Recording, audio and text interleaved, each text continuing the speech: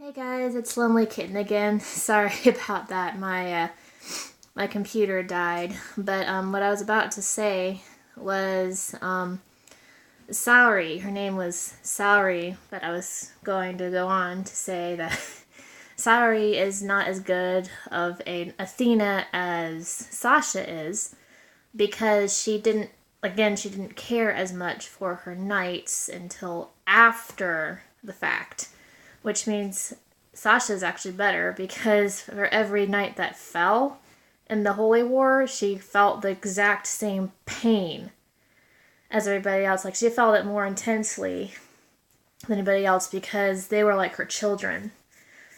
So it's just, in many ways, she is 10 times better than Saori ever was.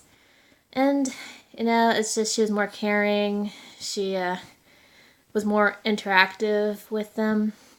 But, yeah. Let's see.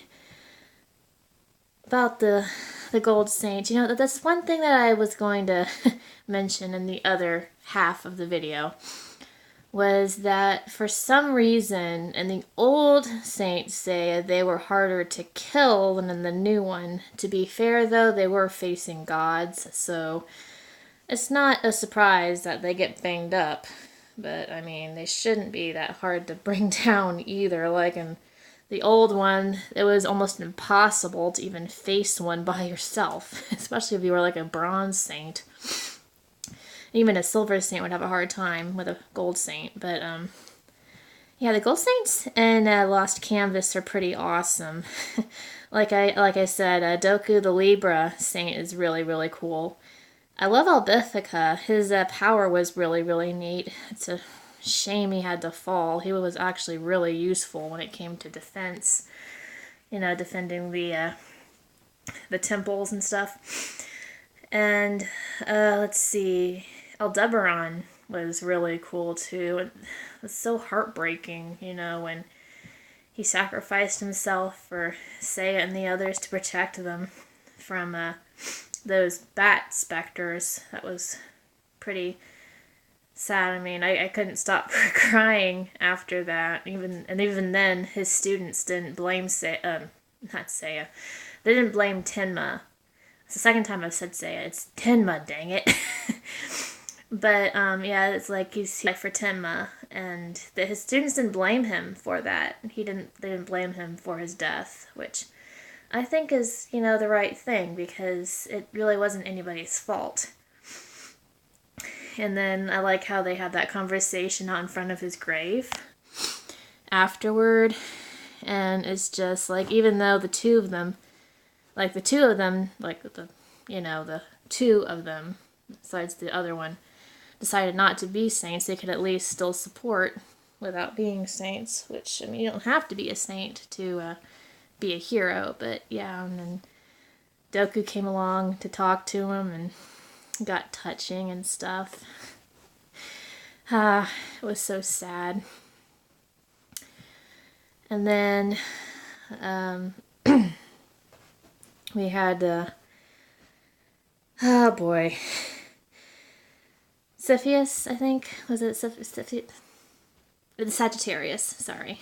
I can't pronounce his name either. Also going back, it was Yuri. I still can't pronounce her name. It was Hakurai with the, her being his apprentice and stuff, and Yerziha. I still can't say her name. Darn it, girl, why do you have such a hard name to pronounce? Anyway. But, yeah. Out of the Gold Saints, let's see, which death was the saddest? I guess probably Sagittarius's death was pretty sad. Sacrificing himself so they could get into the Lost Canvas was pretty rough. Just having his heart ripped out and his eyes gouged out, just basically breaking his body so his companions can go through the gate was really, really sad. Yeah, his dedication to Athena was absolutely unshakable.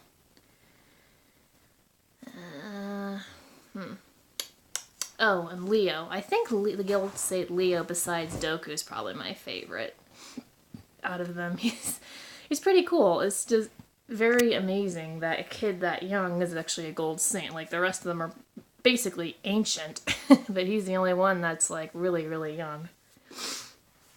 His ability to adapt quickly is pretty dangerous, so it makes you glad that he's on their side and not Hades' side.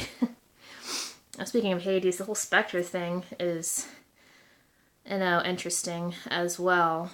Just being able to control them like that, and them not being able to die except for the rainberries, it's pretty interesting. The rainberry saga was interesting as well. It was so funny, because even after Timma was kind of dead and all, he still was able to fight them, and he had to actually save to Yerziha because they were getting their butts kicked even though they were supposed to save him. Yeah, it's funny how it's almost always him saving everybody even though they try to save him. It's just really, really funny. But yeah, back to the whole manga thing, since the episodes ran out. I did find a really cute moment in there with Yerziha and Yato. They're so cute. Or Zuriha, I think it's Zuriha actually, but Yato and Zuriha are like really, really cute together. So it's when they were resurrecting the boat thing, and they're having this moment where they're just walking together, and nobody else is around, and she takes off her mask. She's like, "Ah, what are you doing? I told you to stop taking that mask off." And then she's like, "No one else is around. Besides, I don't only let you see me like this." And then he starts to blush, and then she adds, "Oh, right, and Tenma too." And then he's like, "Figures." But, that one moment makes me kind of think that perhaps he's got a crush on her. I don't know, it might be my active imagination, maybe my love meter's going ding for no reason, but I believe that those two might get together. I'm not quite sure yet, I haven't read the whole thing, but it was like one of the cutest moments, and I might have to make a separate video about how cute they are. I may have actually written a fan fiction about that.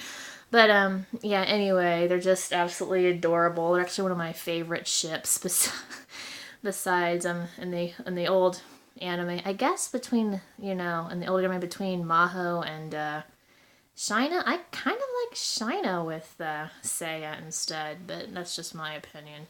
Thinking that they'd be really, really cute together. But, yeah, I love the blank again.